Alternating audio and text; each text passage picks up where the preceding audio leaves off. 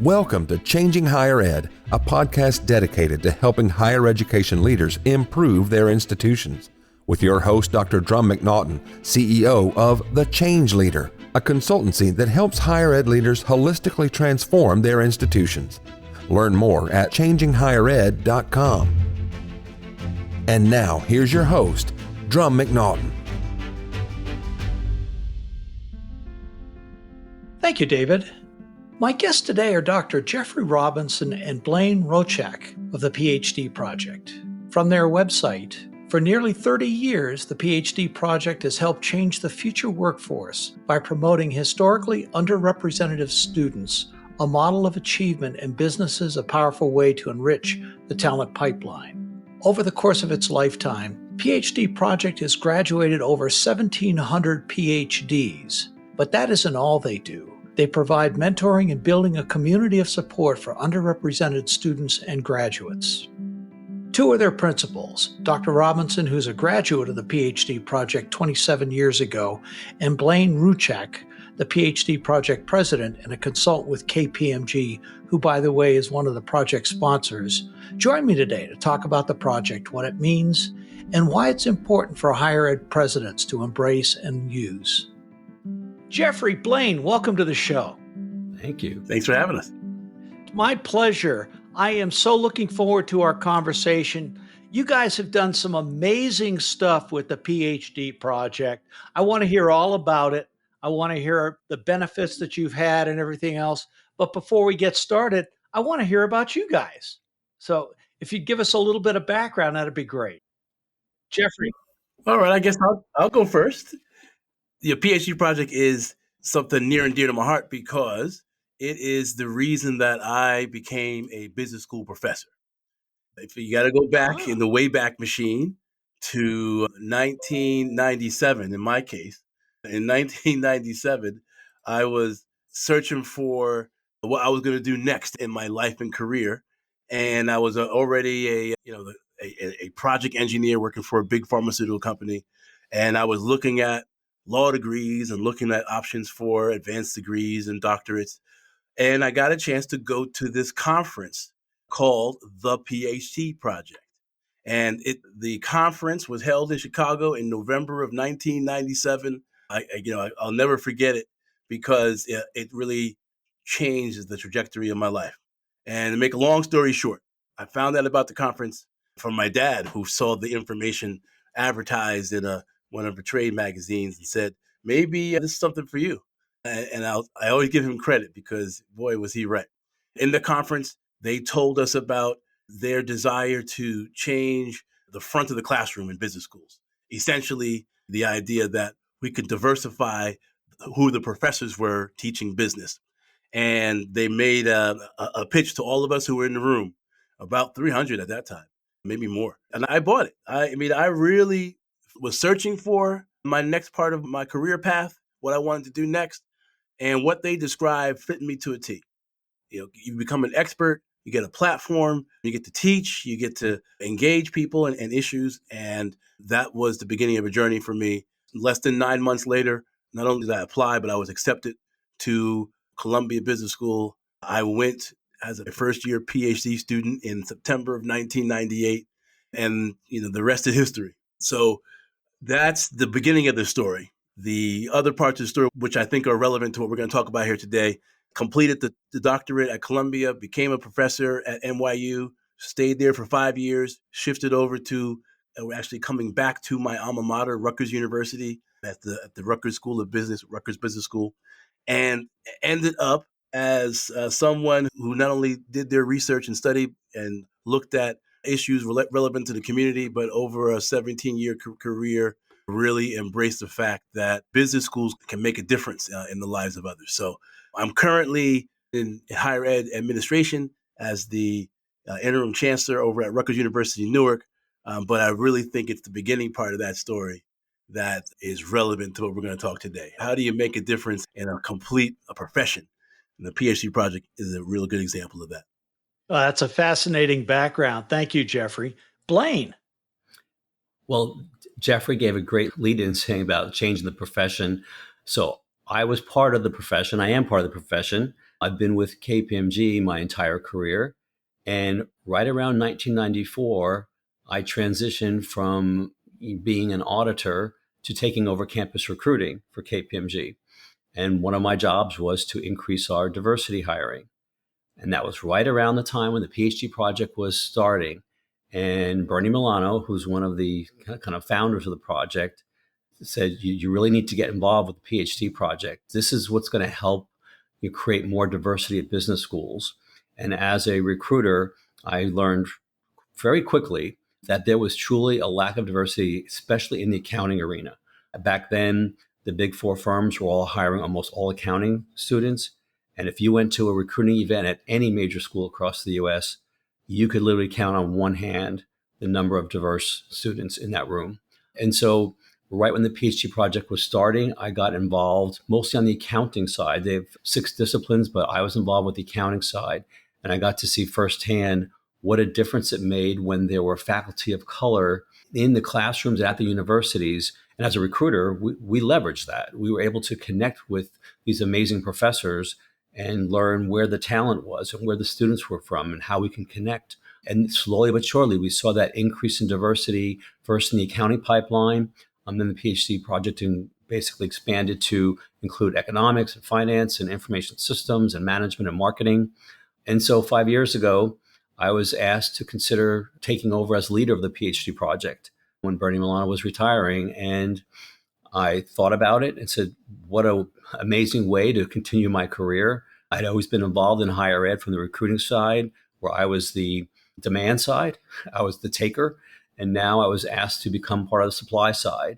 And I had no idea how much harder the supply side is. And so I got involved, and it's been an amazing, 5 years working with people like Jeffrey and other academics that have not only been the role models in the classroom, but the administrative leaders moving into leadership roles and making a difference not only at their universities, but in their communities, and helping truly meet our mission, which was to create more diversity in the business world through diversifying the front of the classroom. And so it's been an amazing journey and success for 30 years, celebrating our 30-year anniversary this year. Wow, 30 years. That's amazing. And thank you for that background, both of you gentlemen. Let's get into the PhD project so people understand it. I don't know how many people, I'd never heard of it before until y'all reached out to me about the podcast. 30 years. Tell me a little bit about the PhD project, what it's supposed to do, what it has done, because you've had some incredible success with it. I'll share a little bit about the process, but Jeffrey can speak to the actual experience because he lived it and continues to live it to this day. So that the process was, Jeffrey mentioned that annual conference, and that's kind of the beginning. We invite students from across the country that are, Black, Hispanic, Native American to attend this conference on our dime to learn about what a business PhD is. There's a lot of misconceptions about getting a business PhD. Things like, oh, I need to have a master's degree to get into a PhD program, or that it's going to cost me a fortune. I already have student debt. So we bring them there and they learn from senior and junior faculty what a business PhD is all about. And then they decide at the end of the conference, either I want to do what Jeffrey did, which was apply right away, overachiever, of course, or think about it. And then some decide right then and there it's not for them, right? Because it is a 4 to 6 year commitment, depending on the discipline. Once they get enrolled in a program, then we are able to invite them in to become a member of the PhD project. From that point on, we help them network through the program, finish their PhD, 97% completion rate. 90% completion rate, 97% stay in academia, which is our goal, get them in front of the classroom. And it doesn't stop there. We then continue with developmental programs to help them become better teachers, better researchers, better leaders. And so we hope that it's a full life cycle, all the way through their career. But Jeffrey, maybe you can share the experience itself. Yeah. Before we get into that, I want to understand better why the PhD program was established. We're seeing so much in society right now about diversity and the negative connotations, the positive connotations. Why was the PhD program established and what are the benefits of it? And then, Jeffrey, we can get to your experience, please. Sure. And I'll share, the world was becoming global. The world was becoming a diverse environment. And our clients, I'm speaking from when I was on the audit side, were starting to demand that if we were going to be their service provider, their auditors, their tax advisors, their consultants, they wanted to see a diverse slate of professionals that looked like the client. And as I said, going to recruit on campus, we weren't seeing that diversity. And what was happening was firms would just basically pay money for a program to take some people away from another firm. It was pretty much a zero-win game, zero balance game. And I think KPMG and three other visionaries got together and said, we have to do incremental change. We have to do systemic change that's going to create incremental numbers in the diverse population and go into business. And so the hypothesis that Jeffrey mentioned was, if you change the face of the classroom, that will attract more diverse students to the classroom to become more business consultants. And I'll just speak to the American Accounting Association does analysis every year, a supply and demand survey, and we have seen a huge increase in the Latino and the Black professional population over the years, which we will say is attributable a lot to the PhD project providing these mentors in the classroom. So let me understand this correctly. You had some pretty high profile partners. AACSB was with you, Correct. GMAC, the folks who put together the GMAT, and Citibank. They were all part of the drivers. They wanted to see more people. How do I say this? Your clients were demanding more diverse accountants. And so they felt like it was important to have people of color up in the front of the class to be able to have people they could relate to as a professor. I mean, I'm muddling my words very badly, but I think that's the general gist, isn't it?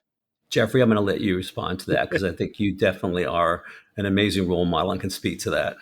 Well, so yeah, I think you got the basic elements correct. I think what's powerful about what was done 30 odd years ago is that folks were thinking about how to be innovative in achieving a goal. In this case, to recognizing the global nature of business, changing demographics in the United States. How do you make a difference in what businesses were experiencing? The traditional approach has been, well, we'll just recruit more people. More people of color, more diverse hires. We'll get people who are coming from all kinds of backgrounds that we'll bring them into our company. But what was done back in the early 1990s was innovative because they didn't just think about that first order effect, because frankly that wasn't working as well as they thought it could. They said, let's think about the second order effect. Let's think about the source of where our new employees are coming from. Let's think about these business schools and what could be done there at the business schools that would make a difference for our companies and others. And that's what made this theory of change very powerful. And so having the role models in the front of the classroom, having the connections to a diverse group of professors across these various disciplines that are in the business school, was not only a creative and innovative solution, but it actually works. It actually works. And we got 30 years of evidence to show that it works. And business schools have bought into it, and the corporate world has bought into it. And then there are certainly a group of us who have gone through the journey from changing careers, pivoting to an academic career, and then seeing the benefits to the field and also to the students that we have in our classrooms. Well, this wasn't done because people wanted to be equitable and fair and things along those lines. There was an economic driver behind all this, wasn't there? Well, in some ways there was. I mean, I know there's a lot of talk about what people might think of as, the negatives or the downside of quote unquote diversity as they're talking about it. But there is an economic imperative for every company to think about having a diverse workforce. Even if they don't want to just think about it in social justice terms, they got to think about an economic imperative. And what Blaine talked about is interesting. You got accounting firms, their clients are all kinds of different companies in all kinds of places here in the United States and globally, with all kinds of different products and services that they sell. If you only rely upon one group of people to be accountants, and at that time it was a lot of white guys who were in accounting, and you didn't have a lot of women, and you didn't have a lot of African Americans or Latinx or Native American folks, then you're limiting the potential of your accounting firm to relate to all those various types of clients. I mean, that's just one area. Think about the management consultants, think about the marketers, thinking about the folks in finance and econ. And so back to the economic imperative, having this diverse workforce is good business sense. So how do you achieve that? And again, at the time, and certainly even since then, the companies were very keen on the direct approach. Well, we'll open the aperture and find people from different schools. We had a set of schools we've been going to, so we'll go to some other schools. We'll loosen up which majors we'll accept in. We'll support some students who are in the pipeline. We'll figure these things out. And even with all of that, there were shortcomings. Sometimes it was the process they were using to get people in. Sometimes it was they just went back to old practices. So how do we increase the numbers? And again, the unique value proposition the PhD project has put together over time has paid off, because it's not just having a diverse professor in the front of the classroom. That person brings different lived experiences. That person has different connections. That person has, the corporate partners and corporate affiliates that they work with or do the type of research that they do is different than their colleagues. Yet that has not only value in the classroom, but students connect with it differently. And that makes a difference. Now, these days, as a chancellor of a university, I'm thinking retention. I'm thinking, how do I attract students, find those first generation students who are trying to go to college and don't have that family history of it? How do I get them to come in the door and stay there and then graduate? And part of that story for the business school has been influenced by the work of the PhD project, because they took on one of the biggest challenges. How do we change the professors, the pool of professors who are teaching the new talent, the new folks who are entering the workforce? And that has made all the difference. I remember years ago when I was starting through my PhD program, and this was right about the same time that you started yours, Jeffrey, in the late 90s. You look a lot younger than I do, but that's besides the point. You started yours in your early teens, right? Was it late teens? Not quite. Yeah. But I remember getting in there and just feeling overwhelmed with everything that was going on, until I went to, and in my university, which was a Fielding Graduate University there in Santa Barbara, they open up the defense. We call them final oral Yeah. reviews. And sitting in on one of those and thinking to myself, I can do this. That is the same kind of thing when a student of color, walks into a classroom and sees a professor of color up in the front. And it's like, it's not out of reach for me anymore. I can do this. That's right. That's exactly right. If I can see it, I can be it. It happens all the time. And frankly, that's one of the gaps, right? I didn't have any professors in my family. I didn't have, in fact, I was the first in my immediate family to go to college. These were all new experiences to me. I mean, it's interesting. If most of the folks who go an academic route are not first generation and often have other family members who have been professors. And that's certainly not my case. So to your point, there is a mentorship component to it. There's an exposure component to it. And frankly, that's where the PhD project has been its most effective and most powerful, is it where these have been very informal things in the past for others. They created formal pathways from the folks who are interested in this career and potentially changing careers to go this path, all the way through completion and beyond. Well, building up this network like you do, this mentorship, this network, you've built a community around this, which is, I would assume, very supportive. Powerful, I think, would be the word. Very, very powerful. I mean, I think that's why the completion rate is so high. I mean, getting a business PhD is hard work.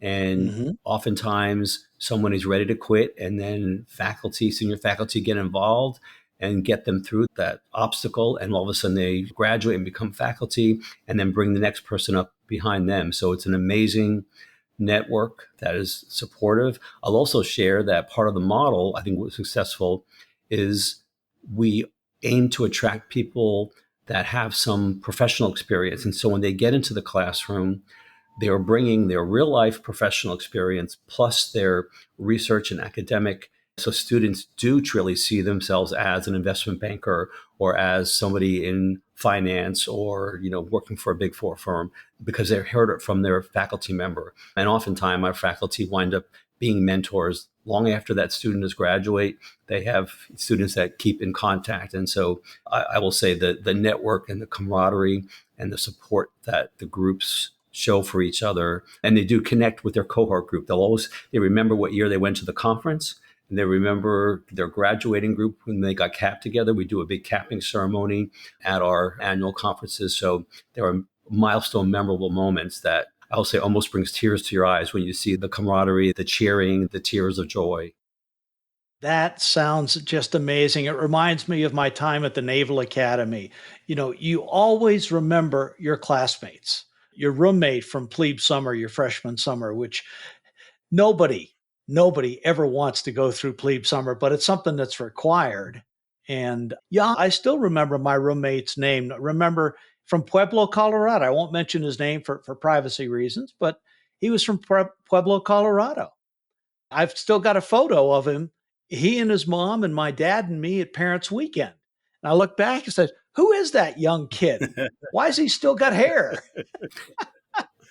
Well, it's interesting the way you talked about that. I mean, those relationships matter. And in academic terms, those relationships really matter. It's the people you went through the program with, it's the professors who taught you the content that you're supposed to learn, it's the faculty who advised you on your dissertation, it's the folks, and this is one of the other great things about the PhD project.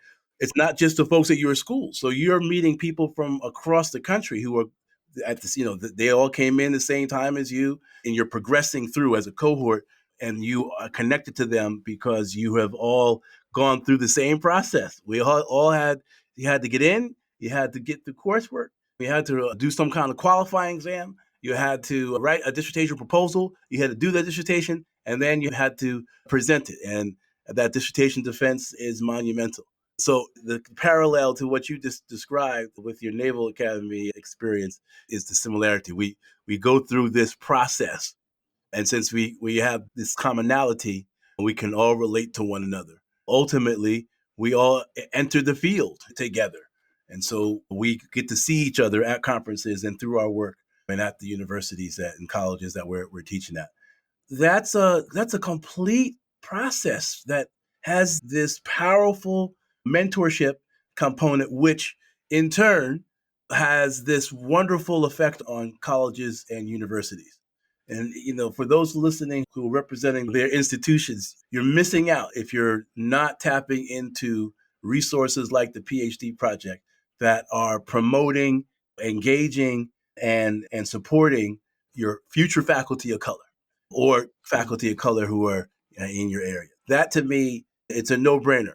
We all say we value having a variety of people on our campuses, and we want to have faculty who are doing interesting and award-winning work, who represent not only your students and your communities, but look like America. And then you say, "Oh, well, I can't find." Well, again, we're talking about business schools right now.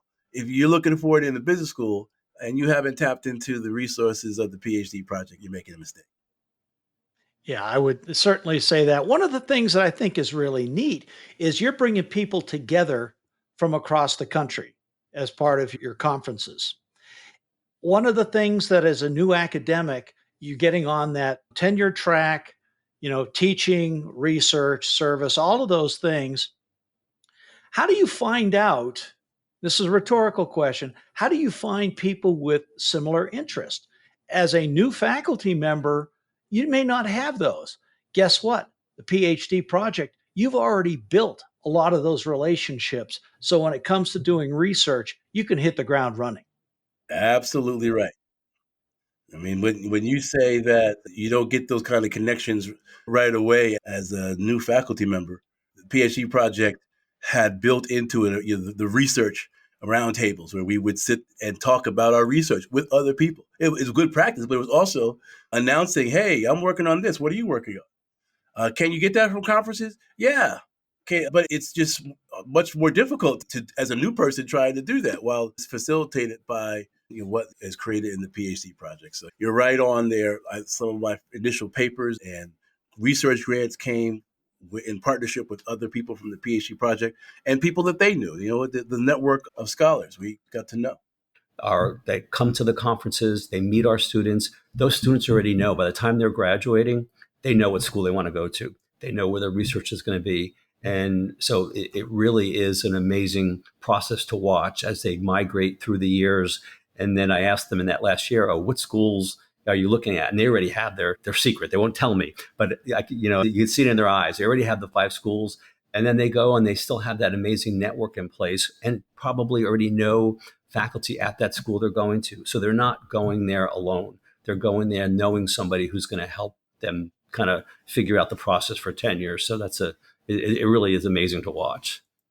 One of the things that I learned years ago at my first accreditation visit, which was a high school in San Diego, it had an amazing principal there. And he said, people don't care how much you know until they know how much you care. That's what you're doing with the PhD project. You're creating those relationships. You're showing people that you really care about their well being and what they're going to do going forward. It's not a quote, diversity for diversity's sake. It's helping people get that next leg up in their career. Because as we all know, and one of the marketing projects that I did years ago, and I had a business background as well as, until I went into higher ed, is we had a recruiting thing for a organization. And we had pictures of multiple people up there of every different race, flavor, color, etc. And what do people do? They're going to click on something, a photo of somebody that they look like, that they relate to, etc. This is the same thing with that. It's not just about diversity, it's about increasing representation. It's about creating more enrollment because, frankly, the first gen students, the low SES students, they need to have a pathway that they can relate to, and you're doing that. Thank you. You get it, and it was a good summary of it. Thank you. Tell me, why is this important for university leaders? So I'll take that one. I think it's interesting that the university leaders are taking a lot of hits these days. Really? I never saw. But what I've been sort of relying upon lately is going back to my first principles. What are my values? And I think that's what a lot of university leaders are thinking about.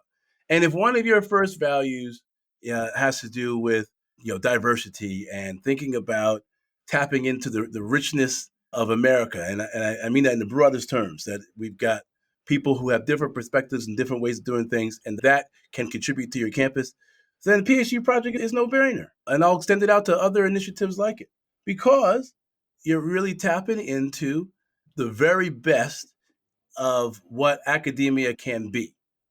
People can get hyper competitive in academia. People may not realize that, but I think most See? students know that. Hadn't heard that. Right. Never. And you talked about caring. What the PhD project does.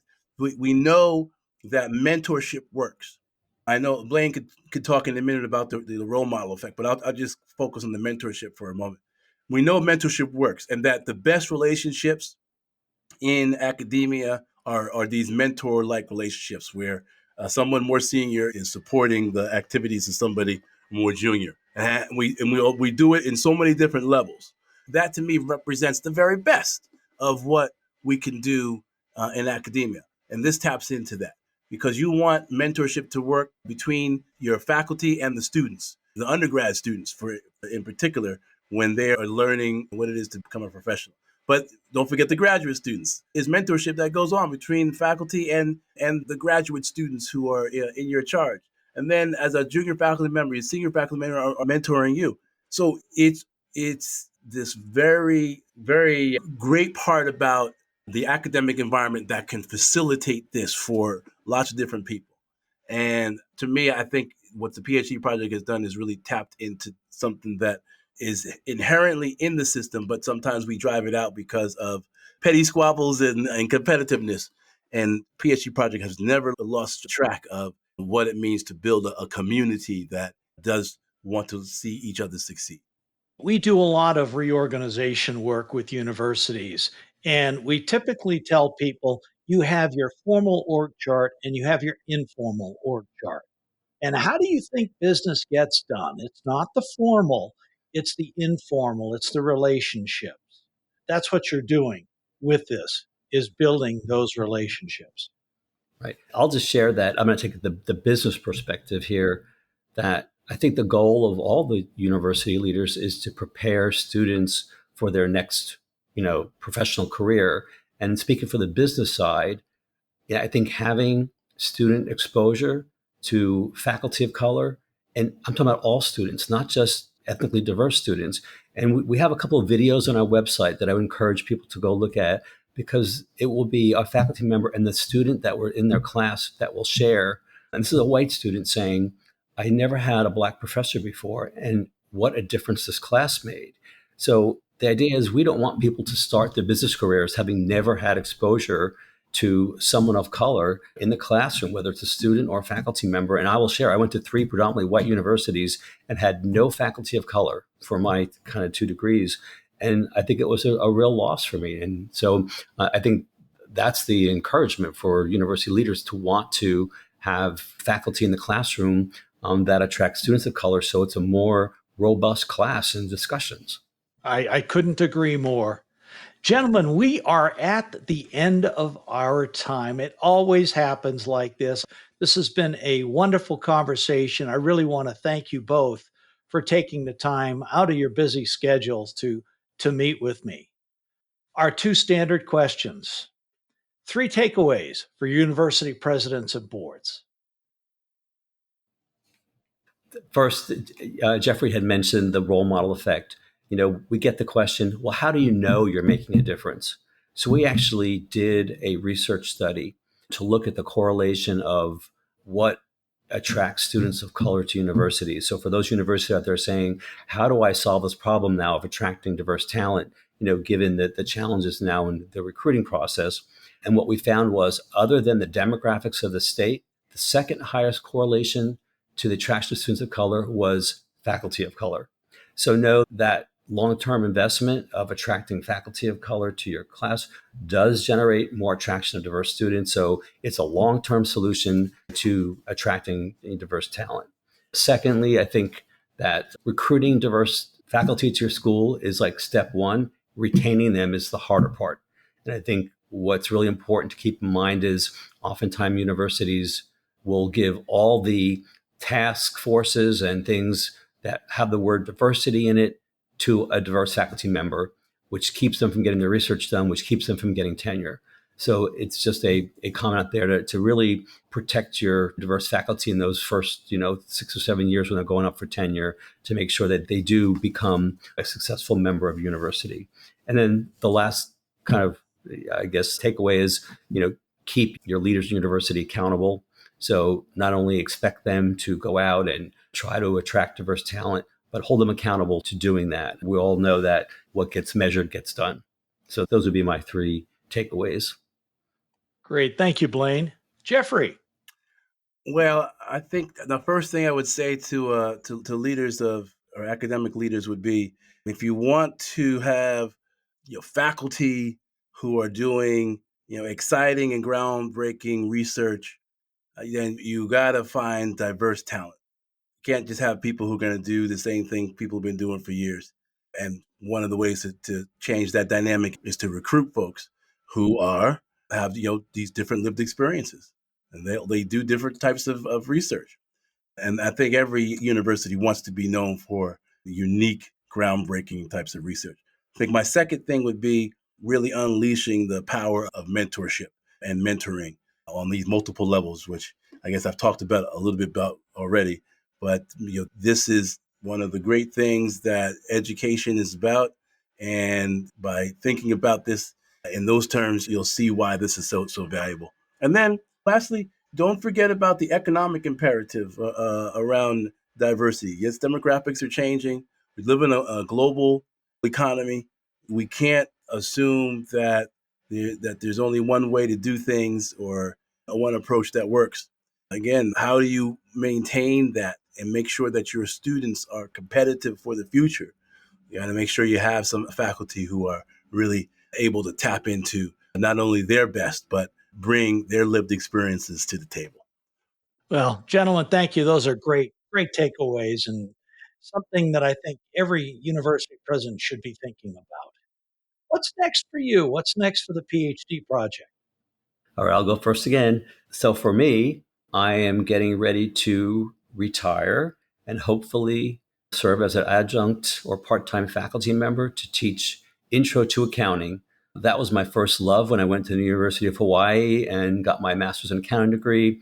So 42 years later, I'm gone full circle and I want to be part of the solution to the shortage of accounting students. So that's my goal for the PhD project. We're looking forward for the next, I'll say 30 years. We have 1,700 members now, up from 294 when we started. So while we're trying to continue to attract new students to become members, we also want to make sure we don't forget about our existing members and what we need to do to provide development and opportunities for them. So we will continue to thrive and make sure that our members are making a difference on campus. Well, mahalo for all the work you've done with this. Mahalo, thank you. That's great. Jeffrey. Well, look, I'll be right there with the PhD project as it enters its next 30 years, supporting it in however way I can. From a personal perspective, I'm an endowed chair. I have an endowed chair in business at Rutgers Business School, although I'm serving in administration right now. And I've got some ideas for the university. I've got some ideas for research projects. I still got a couple of doctoral students I want to get out as well. So, I'm looking forward to this next phase of my career. Oh, very good. Well, gentlemen, thank you so much for being on this show. I thoroughly enjoyed our conversation, and I wish you both all the best in moving forward with the PhD project. Thank you, Drum. Thank you, Drum. Take care. Thanks for listening today, and a special thank you to Dr. Jeffrey Robinson and Blaine Ruchak of the PhD project.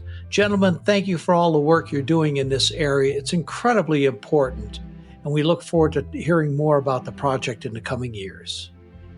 Join me next time when Tom Netting comes back to give us an update on what's going on in Washington, the elections, the Department of Education, and all sorts of other things that, in my opinion, things are going crazy right now. So join me next week. See you then.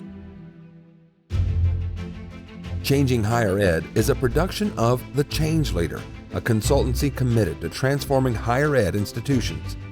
Find more information about this topic along with show notes on this episode at changinghighered.com. If you've enjoyed this podcast, please subscribe to the show, and we would also value your honest rating and review. Email any questions, comments, or recommendations for topics or guests to podcast@changinghighered.com. Changing Higher Ed is produced and hosted by Dr. Drum McNaughton, post-production by David L. White.